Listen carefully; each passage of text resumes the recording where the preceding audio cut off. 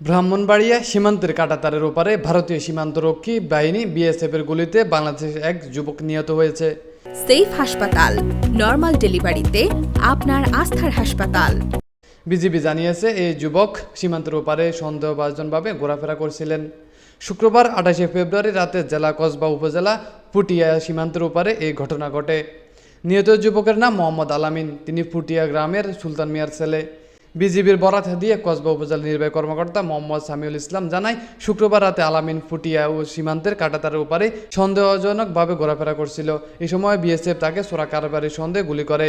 গুরুতর আহত অবস্থায় তাকে উদ্ধার করে ভারতের একটি হাসপাতালে চিকিৎসা দিতে নিয়ে যায়। সেখানে চিকিৎসাধীন অবস্থা রাতেই তার মৃত্যু হয়। মরদেহ এখনো হস্তান্তর করা হয়নি। সেফ হাসপাতাল, নরমাল ডেলিভারিতে আপনার আস্থার হাসপাতাল। সেফ হাসপাতাল, স্টেডিয়াম রোড, সদর, লক্ষ্মীপুর।